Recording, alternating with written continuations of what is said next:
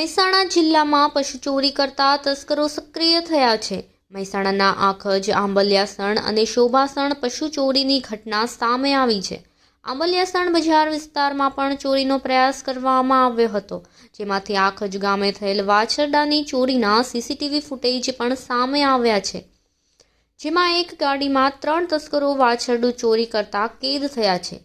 ચોરી થયેલ પશુપાલકે લાંઘણજ પોલીસ સ્ટેશનમાં ફરિયાદ નોંધાવી છે।